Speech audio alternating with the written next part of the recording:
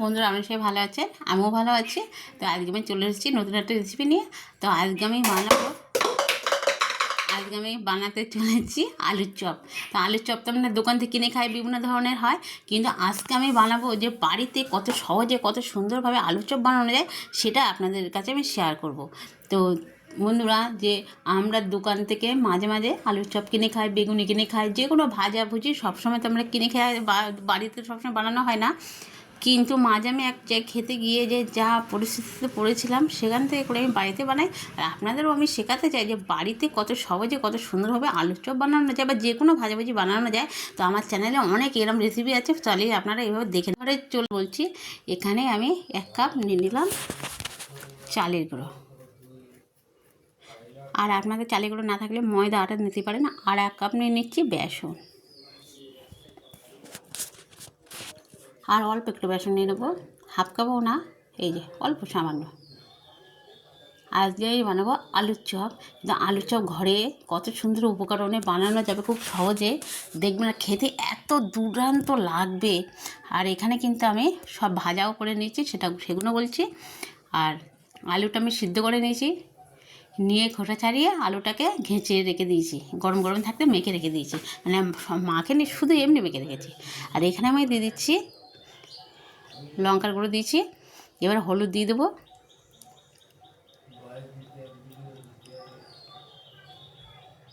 এবার দিয়ে দিচ্ছি লবণ,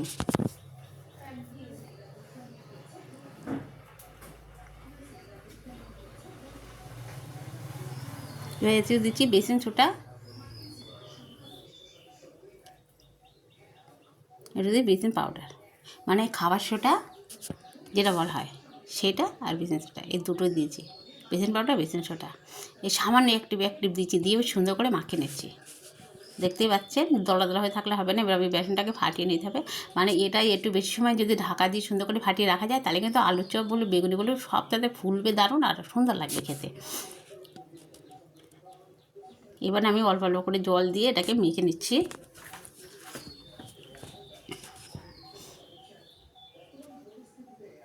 খুব পাতলা হবে না, খুব ঘন হবে না, সেই মতনই হবে। আর এটা কিন্তু নিজের কাছে অনেক সুন্দর করে ফাটিয়ে নিতে হবে। তো কিছু কিছু সময় হাত দিয়ে ফাটাই না, কিছু কিছু সময় আমার হাত দিয়ে ফাটাতে হয়, তাহলে বেশি ভালো হয় সময় কম থাকলে। যাই হোক, আমি এটাকে কীভাবে ফাটিয়ে নিচ্ছি দেখুন। এটাকে সুন্দরভাবে ফাটিয়ে নিতে হবে, যত সুন্দর করে ফাটিয়ে নেওয়া যাবে তত ভালো লাগবে এটা। আর সামান্য একটু জল দিচ্ছি, ব্যাস, আর না।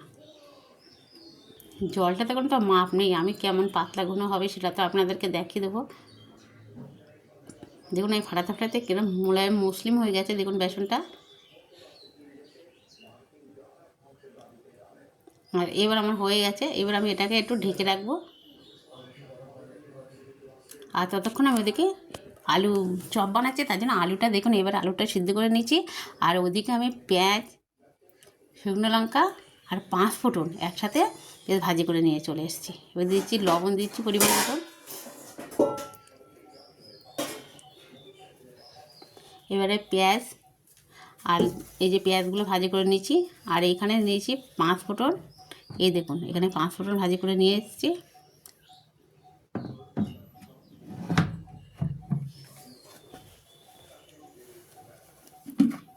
ওই যে 5 ফোঁটনগুলো নিয়েছি, আর তেলও তার সাথে ভাজি করে নিয়ে এসেছি। আর নিয়েছি শুকনো লঙ্কা, এইগুলো সুন্দর করে ভাজি করে নিয়ে এসেছি, যাতে আলুটা মাখলে অনেক সুন্দর লাগবে খেতে আলু চপটার সাথে।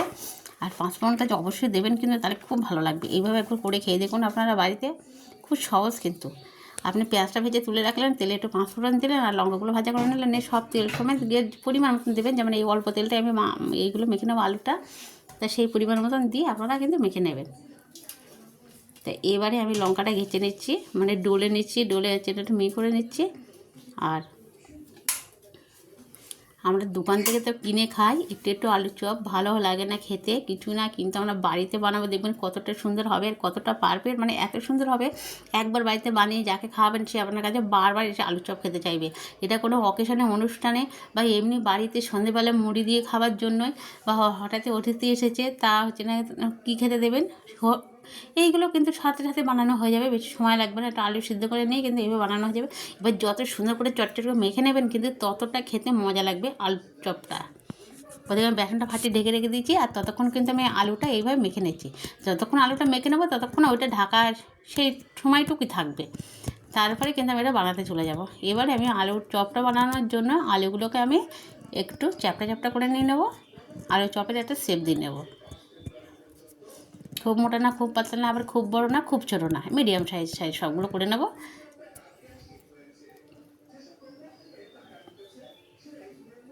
এই দেখুন একটু ঘুরিয়ে ঘুরিয়ে একটু আলুর চপের শেপ দিয়ে নিচ্ছি, এই এরমই হবে।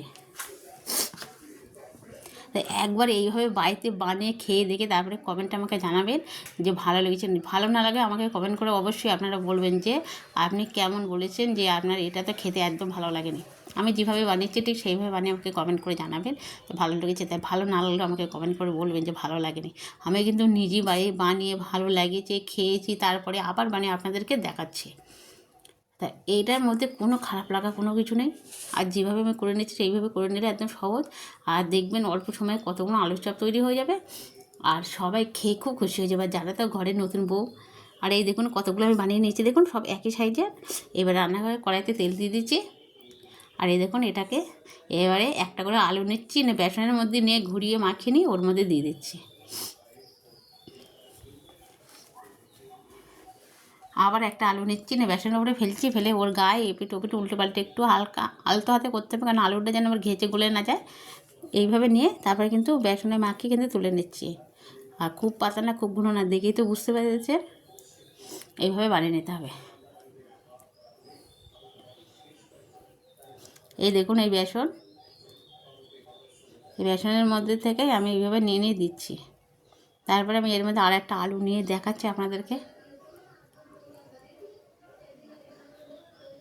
এই দেখুন এর মধ্যে একটা আলু দিচ্ছি, দিয়ে এইভাবে ওর সাথে বেসনটা লাগিয়ে নিচ্ছি, নিয়ে এইভাবে উল্টে পাল্টে নিয়ে তারপরে কিন্তু আমি কড়াইতে ছেড়ে দিচ্ছি। এইভাবে একদম সহজ মাখানোটা। বেগুনি বানালেও কিন্তু একইভাবে আমার বেগুন, ছোলা, বা ডিমের চপের ছবি কিন্তু আমার একসাথে 3টে ভিডিও করে ছাড়া আছে একসাথে। আপনারা আমার চ্যানেলে ঢুকে দেখবেন, আমার বিভিন্ন ধরনের ভাজা, রান্নার সব ধরনের ভিডিও আছে। মানে ভাজাভুজি করা, তার এমনি রান্নার ভিডিও, মানে বিভিন্ন ধরনের ভিডিও আছে। আমার চ্যানেলে ঢুকে দেখবেন, অনেক ভালো ভালো রেসিপি আছে। অবশ্যই করে আপনারা দেখে একটু শেয়ার করে দেবেন, লাইক দেবেন, কমেন্ট করবেন, আর সাবস্ক্রাইব করে দিতে ভুলবেন না বন্ধুরা প্লিজ। এবার দেখুন আমি উল্টে দিচ্ছি আবার সবগুলো, আর কত সুন্দর হয়েছে। আমি যেভাবে বলেছি এইভাবে যদি করে নেন আপনারা তো দেখবেন কত সহজে বাড়িতে খুব সুন্দর একটা আলু চপ বানিয়ে নেওয়া যাবে। আলু চপ কিন্তু অনেকে ঝামেলার জন্য করতে চায় না, কিন্তু এটা অনেক সহজে বানানো হয়ে যাবে।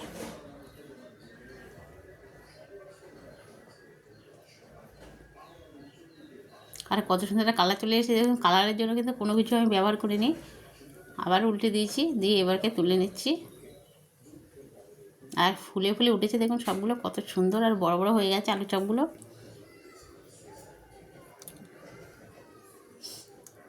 এই বাড়িতে একবার বানিয়ে খেলে কিন্তু ভীষণ ভালো লাগবে। আর যারা দোকান থেকে আমরা কিনে খাই তারা কিন্তু আমরা টাটকাটাই জিনিসটা কিনে খেতে খাই না, বাসি জিনিসটাই হয়তো খেতে হয়। তারপরে হচ্ছে না এইভাবে বানিয়ে দেয় না, তাদের বানানো আর এক রকম থাকে। তারা সেই জন্যই, আমি তো কবার কিনে খেয়েছি, সেই কারণে এখন তো আমি কিনেই খাই না, সবসময় বাড়িতেই বানাই আমি। এবারে বাকিগুলো একইভাবে বানিয়ে নেব। এই দেখুন কত সুন্দর একটা কালার চলে এসছে, কত ভালো লাগছে দেখতে।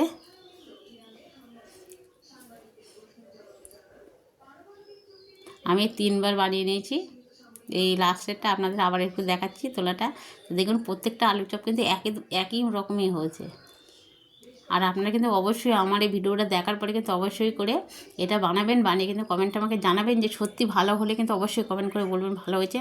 আমি কিন্তু আপনাদেরকে ভীষণ ভালোবাসি। তাহলে সবাই দেখুন এই কত সুন্দর একটা কালার চলে এসছে। আমি একটা প্লেটের উপরে একটা কাগজ পেতে দিচ্ছি, তার উপরে দিচ্ছি, আর এর সাথে একটু স্যালাড দিয়ে দিচ্ছি, একটু শসা আর টমেটো কেটে দিয়েছি, চাকা করে কেটে নিয়েছি, কুচিও নিতে পারেন আপনারা। এটা কত সুন্দর হয়েছে, আর কত সুন্দর খাস্তা মুচমুচে হয়েছে। তো তার জন্য আমি চাকু দিয়ে কেটে দেখাবো, খাসটা ফুলে উঠেছে, মুচমুচে হয়েছে, তো সেই কারণে কিন্তু আমি একটা আলু চপ নিয়ে আপনাদেরকে চাকু দিয়ে কেটে দেখাবো যে কতটা ভালো হয়েছে, ভিতরটায় পুড়ে ভরা। এদিকে স্যালাডটা, আর এবার আমি একটা আলু চপ নিয়ে কেটে আপনাদেরকে দেখাচ্ছি। এই দেখুন ভেতরটা একদম পুড়ে ভরা আর কতটা সুন্দর হয়েছে, পারফেক্ট।